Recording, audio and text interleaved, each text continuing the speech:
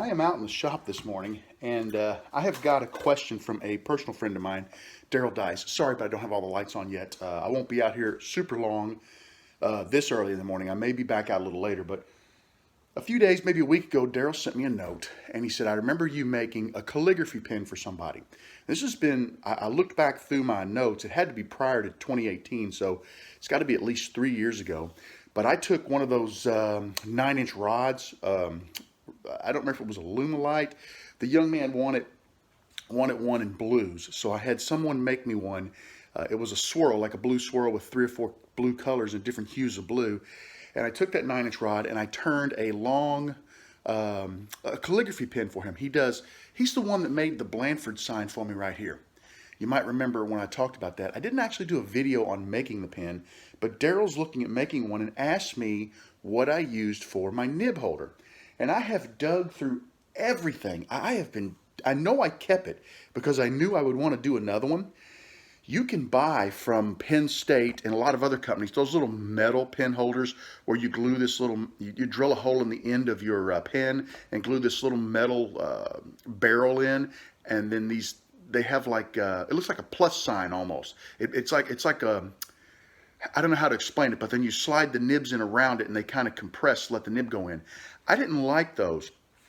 I liked the kind on this pen, and this is what's driving me nuts. I can't remember the name, but it's kind of a plastic. And I bought this pen, and I think I paid $6 or $7 for the pen on eBay, the calligraphy pen. It was a short one, maybe about 4.5 inches long. And I put it in my chuck on my lathe, and I turned the end down very carefully with I think I used a parting tool, and I just took little bits off at a time until I got close enough to that plastic insert that I could remove it. And then I took my calipers, measured the insert, found a matching drill bit, drilled into the end of my blank, and epoxied that in. And it made a super nice nib holder. I am trying like crazy to find that for Daryl, and I can't remember the name. I've been digging through my eBay history, which only goes back 2 years. I've been doing everything, and finally I'm in the garage today, and I've narrowed it down to a couple of drawers. So let me flip around and show you what I'm doing. I think it's one of these two drawers in my little cabinet here, or my bench. This one I've already kind of gone through. This one's not that bad. I kind of keep this one a little more organized. It's stuff I use all the time. These are just supplies that, gosh only knows when I'll use those. And this one's the same way. It's a junk drawer full of all types of stuff that I think I might one day insert in a pen.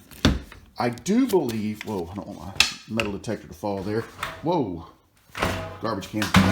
I do believe it's in one of these two drawers, and it's time now, digging through them. You can see I just keep shoving stuff and shoving stuff. It's time to clean these out. So I grabbed a little bin here. I'm just going to start pulling stuff out, digging for this particular pen, because I kept the remaining piece, which has the name and the model number of the pen on it. And when I find that, I'll go out on eBay, I'll get the listing, and I'll forward it over to Daryl. I'll keep you guys posted. Well, I went through and pulled the heavy stuff out of the drawers, put it in this bin. These need to be sorted through. I can't deal with this any longer. I've been cleaning the shop, and I'll work on that. But I thought I found it. It's something like this, but this is just a baseball bat pen that I got from somebody. Smokefreecommunities.org. I guess they were doing a smoking cessation thing at work. And it's similar to that, where it's just a light colored wood, not as fat. And then I found this, which I need to get back to at some point. This is the blank for a X-Acto knife holder. So we'll work on that. But I did not find it in these two drawers. I hesitate to look in that one. But I think I'm going to have to, because I've been all over my shop. This bench is the one area of the shop that is never really organized. I've dug through those. I just don't know where that thing is, but I'm going to keep digging until I find it. Well, I tell you what, I have dug through everything. Boxes of old pens, pen parts, all of those boxes over there that have all of my parts and my blanks and my taps and stuff in them. I do not know what, I know I kept it, but I don't know where I have kept that pen. So Daryl, I'm still looking. I'll get you an answer, but it may be a bit. Hey everybody, I just want to give you a heads up. I was actually able to finally locate that pin handle that I was looking for. And what I'll do is right now, I'll show you a photo first of the pin that I bought and removed the insert for holding nibs from. and then I'll show you two photos of the dip pin that I made for that young man who made me the Blandford sign.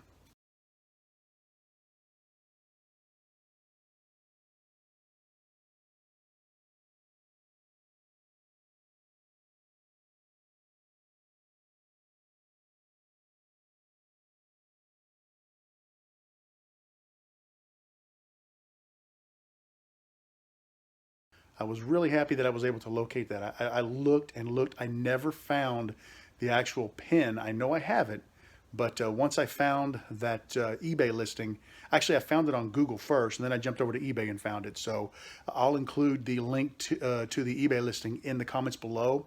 And to get the 9-inch rods, any of our casting friends in the that cast the large bespoke rods, that's what I use. So basically, I took the little wooden pin and I turned it on the lathe. I put it in a chuck and I turned it with a parting tool until I got it really thin, and that allowed me to pull the insert out. And then I just measured the diameter of the insert, drilled a hole in the end of my blank, and I was able to glue that in when the pin was done. But then I just basically turned the pin, or turned the dip pin, kind of like you would turn a wand. And when I was finished, polished it up, I glued, epoxied that little adapter in there, and it made a great dip pin. And I like that little plastic one better than I like the metal ones. I just had better luck with them. You know, I really like them better. They are kind of expensive because you only get one of them and they're like 13 bucks or something. But if you're making a high-end pin for somebody, it's worth it. All right, great talking to you. Have a great day, and I'll see you again soon.